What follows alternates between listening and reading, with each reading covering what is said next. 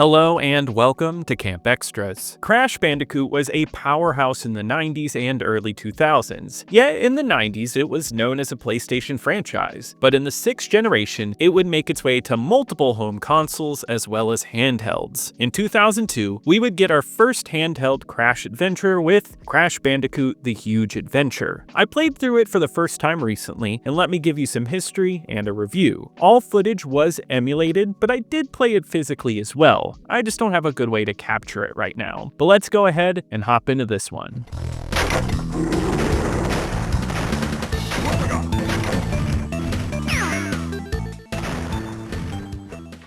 In the 90s, developer Naughty Dog had a hot streak with the first 3 Crash games, all of which were successful critically and financially, though that would be the end for Crash's run only on Sony consoles, as Universal Interactive got the publishing rights and planned to make the franchise multi-platform. They announced in 2000 that they were looking to make handheld Crash games. That's when Vicarious Visions entered, showing off some of their Game Boy Advance technology to Universal. At the time, they had made a large mix of Game Boy Color games and were developing more for the Game Boy Advance. Universal asked them to develop a Crash-like prototype for the console, and after showing it off, Vicarious was chosen to make Crash for the Game Boy Advance. Vicarious developed it with only a few people on their team for a total of 9 months under the title Crash Bandicoot Advance. When shown off, outlets like GameSpot noted that it was an impressive game for the GBA, showing off loads of animations on Crash and some great graphics for the console. At some point in development, the name was switched to Crash Bandicoot: The Huge Adventure, and it would release on February 26, 2002 in North America. Its European release would be in March, but it would be under the name Crash Bandicoot XS. Personally, I have never played this entry before, but I'm always down for a good Crash game, and let's see how this one stacks up. Let me break down how I felt about it, starting with the plot.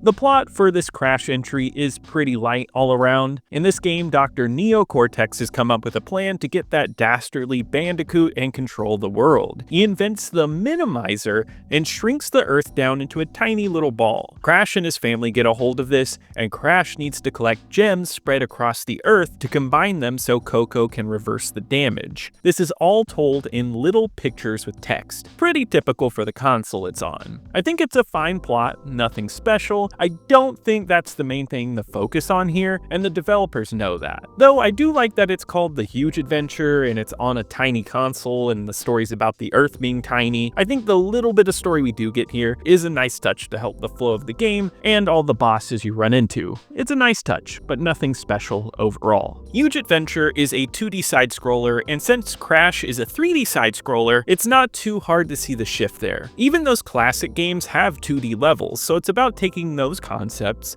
and distilling them down onto a tinier screen. I think for the most part, this game does a really good job of capturing Crash. The controls are excellent for the console, the jumping is not finicky and it's fluid, running is fast, and movement all around is responsive. I felt like it does what a platformer should and makes failure not on the part of the controls, but just on your own skill level. It's a very simple moveset, and I do like that they kept it simple. You jump, run, and twirl for hits. As you play, you unlock new moves like a double jump, but nothing overly complicated. It focuses on a core platforming style, and it achieves it very well with a good feeling for the GBA. Now, with good controls, there does need to be good level design, and this is where the game has some misses. For the most part, I would say the levels are good in this game. There are only 20 levels overall, and at least over half of them are solid, keeping elements from the original such as crates to be destroyed, enemies that follow a standard path, and plenty of tough jumps. I like how well it translates over with plenty of challenges where you have to bounce off boxes and go through secret levels. Doing every challenge and destroying all of the boxes is essential to getting the 101% in this game, along with speedrunning every level. Just like Crash, beating the game can be a simple affair, but going for everything in the game can be so much more. So for the amount of content, there's a good amount here for a handheld. Now, when the levels are sticking to the core platformer design, it's good. There are 3D levels though, and one of them is fun and the other is not. There are Space Harrier style levels where you're in a jetpack and you shoot down ships. These are surprisingly fun and fast. I love the challenge here, and overall, these felt great. The polar bear levels are not so hot. These are the classic runaway Crash levels, but I found them to be miserable. Not enough is loaded in front of you, and it starts to feel like you just have to memorize the whole path, more than just having fast reactions. The challenge here wasn't fun, and I don't love these bits at all. I think the screen size in general is an issue, because there are some sections and levels where you can't see too far out, and you have to take a leap of faith, often ending in your death, because an enemy was hidden there. Once again, making it more about memorization over skill. These are my biggest complaints here, but like I said earlier, whenever you're in the normal side-scroller groove, this game is pretty fun. I think for the most part, you have a fun game here. I think there are a few mistakes, but nothing that makes me hate it. In general, I found the gameplay to do a good job of taking the heart of Crash and making it work on a handheld, retaining a great sense of control and solid level design.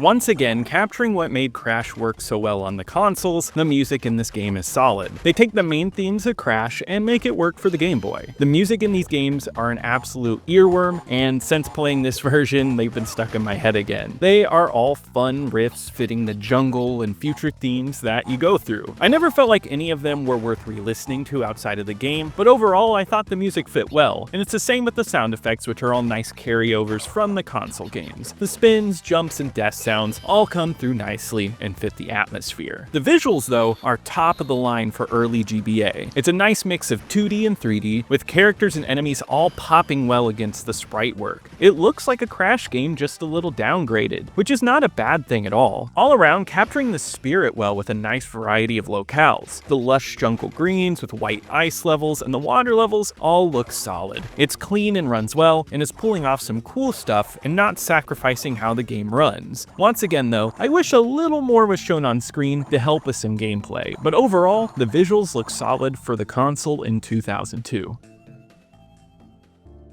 Overall, Crash Bandicoot: The Big Adventure is a blast of a handheld side-scroller. It manages to capture the franchise well with tight controls, solid music, and a great style. Most of the levels are fun, but there are a few annoying bits. Some levels are noticeably weaker, but not in a game-ruining way. It's the type of game that is a bit flawed all around, but never not fun. I kept on playing and enjoyed this one all the way through to the end. It feels like Vicarious has a great base here, and hopefully they can work out some of the kinks to make a stronger outing later. So now I have reviewed 2 GBA games on Camp Xtras, so let's rank them up. I think this is a much better game than Dexter. I just found that I had a more enjoyable time with Crash, and it just has stronger replay value versus Dexter, which is a bit slower paced.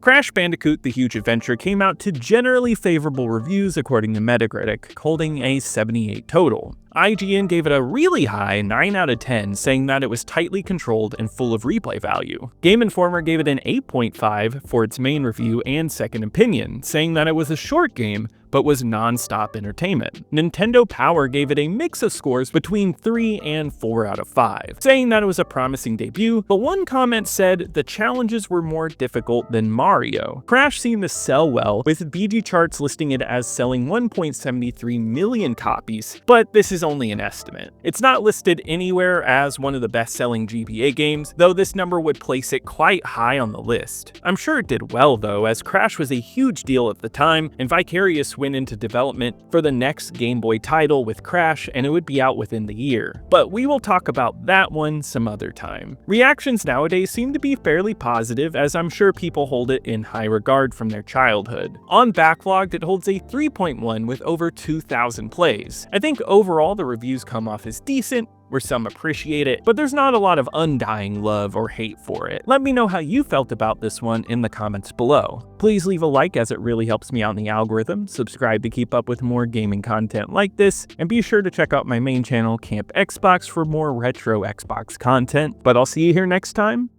at Camp Xtras.